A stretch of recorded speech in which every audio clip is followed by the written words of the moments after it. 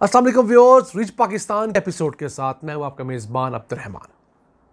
आज हम डिस्कस करेंगे आपके साथ दो खबरें। पाकिस्तान में तेल और गैस की तलाश के लिए गुज़िश्ता 3 सालों के दौरान 430 अरब रुपए की सरमायाकारी की गई है। यानी ये पैसे पाकिस्तान में तेल और गैस की तलाश पर खर्च किए गए हैं। कितने कुएँ खोदे गए और मज़ीद क्या तफसीलात हैं, हमारी रोज़ाना की पैदावार कहाँ तक पहुँची, आपसे डिस्कस करेंगे। जबकि आज की दूसरी खबर, Pakistan kidney and liver institute, जो पाकिस्तान में ऑर्गन ट्रांसप्लांट का इस वक्त सबसे बड़ा इदारा है, उसे जॉइंट इंटरनेशनल कमीशन ने एक्रीडेशन दे दी है। यानी ये पाकिस्तान का वाहिद सरकारी एक्रीडेटेड प्रोग्राम बन गया है, इदारा बन गया है। और यही नहीं, साउथ एशिया में भी ये वाहिद सरकारी इदारा ऐसा है जिसे इस अहम प्लेटफॉर्म ने अपने क्वालिटी मेयार के ऊपर एक्रीडेशन दी है। अब तक ये 1700 से ज़ायद किडनी एंड लीवर ट्रांसप्लांट कामयाबी से कर चुका है। इस खबर को प्रोग्राम के दूसरे से हम डिस्कस करेंगे, लेकिन पहले चलते हैं आज की सबसे अहम खबर की तरफ। सेनेट ऑफ पाकिस्तान को बताया गया है कि गुज़िश्ता 3 सालों के अंदर पाकिस्तान में तेल और गैस की तलाश के लिए 430 अरब रुपए की इन्वेस्टमेंट की गई है और इसके ज़रिए पाकिस्तान में 56 ड्रिलिंग ऑपरेशंस किए गए हैं। अब अगर हम सालाना बुनियादों पर देखें तो 143 अरब रुपए औसतन सालाना बनते हैं, जो कि कुछ भी नहीं। यानी एक ऐसा मुल्क जिसकी सालाना ऑयल और गैस की इंपोर्ट 17 बिलियन डॉलर्स हो, वो अपने यहाँ ऑयल और गैस के एक्सप्लोरेशन पर $500 बिलियन भी खर्च नहीं कर रहा।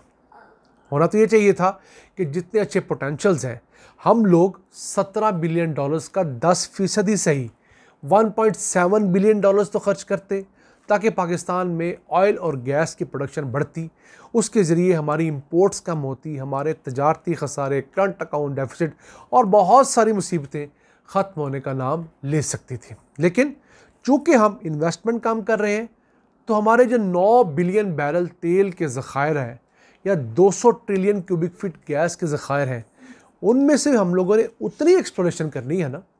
अगर आप नज़र डालें सऊदीया के ऊपर, यूएई के ऊपर, कतर, बहरीन के ऊपर, तो ये लोग हर साल सैकड़ों कुएँ खोदते हैं और हम लोगों ने कितने कुएँ खोदे 3 सालों में? सिर्फ 56। तो जब सैकड़ों कुएँ खोदे जाएंगे तो उन सैकड़ों कुओं से दर्जनों के हिसाब से डिस्कवरीज होंगी और वो डिस्कवरीज भी बड़े साइज़ की होंगी। जब आप गिनती के चंद दर्जन कुएँ खोदेंगे तो उसमें से ऐसी डिस्कवरीज होंगी जिन्हें आप उंगलियों के ऊपर गिन सकेंगे, और फिर आप ये उम्मीद लगाए बैठे रहें कि कोई इतनी बड़ी डिस्कवरी आ जाएगी जिससे आपके तमाम के तमाम मसाइल हल होंगे, तो ऐसा हरगिज़ नहीं है। अब पाकिस्तान ऐसा मुल्क जिसने 2015 के अंदर अपनी तारीख की सबसे बड़ी लिमिट अचीव की थी ऑयल प्रोडक्शन की। जी हाँ, 2015 के नवंबर में पाकिस्तान में 94,493 बैरल यौमिया तेल भी हमारी मिट्टी से निकला था। लेकिन अब हालात क्या हैं?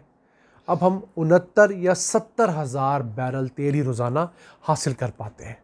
यानी बजाय हम 94,000 से अगले 10 सालों के अंदर 1,25,000, 30,000, 40,000 बैरल तक जाते, हम लोगों ने अपने उस हाईएस्ट लेवल से भी 25,000 बैरल पैदावार कम कर ली है।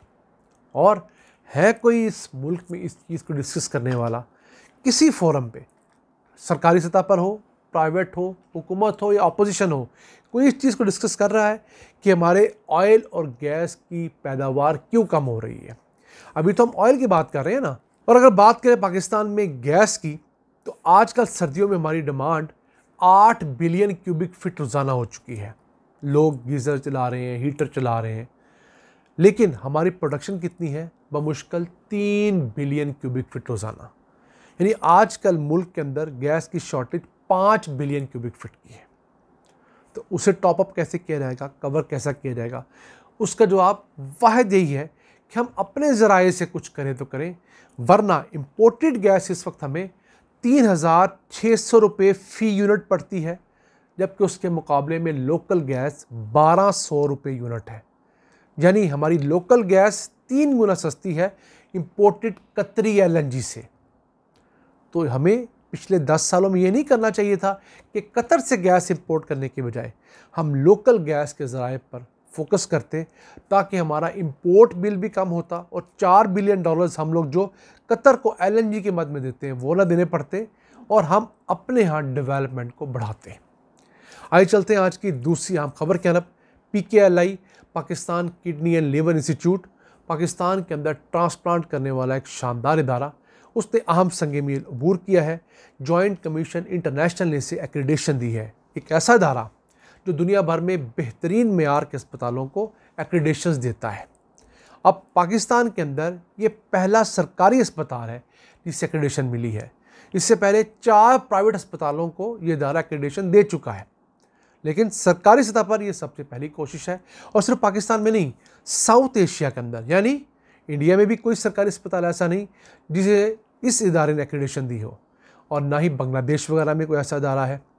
तो ये पाकिस्तान के लिए एक बहुत बड़ा एजाज़ है। अब इस इदारे में अब तक 1700 से ज़ायद ऑर्गन ट्रांसप्लांट हो चुके हैं। उसमें से अगर बात करें तो किडनी ट्रांसप्लांट हम लोगों ने 900 किए हैं और लीवर ट्रांसप्लांट जो है वो 800 हुए हैं। याद रहे, आज से 10 साल पहले आप चले जाएं तो किसी को अगर डॉक्टर लीवर ट्रांसप्लांट का कहते थे तो उसके पास सबसे सस्ता ऑप्शन इंडिया जाने के लिए होता था, लेकिन इंडिया के वीज़े जब तक आते थे तब तक वो मरीज़ दुनिया से जा चुका होता था। फिर पाकिस्तान के अंदर कोशिशों का आगाज़ हुआ, प्राइवेट सेक्टर के अंदर भी लोग आए, सरकारी सेक्टर पे भी लोग आए। अब अल्हम्दुलिल्लाह पाकिस्तान के अंदर बड़े वसी पैमाने पर तकरीबन 8 अस्पताल ऐसे हैं जो लीवर ट्रांसप्लांट जैसे कॉम्प्लिकेटेड प्रोसीजर्स को कर रहे हैं। बड़े अच्छे रिजल्ट्स हैं।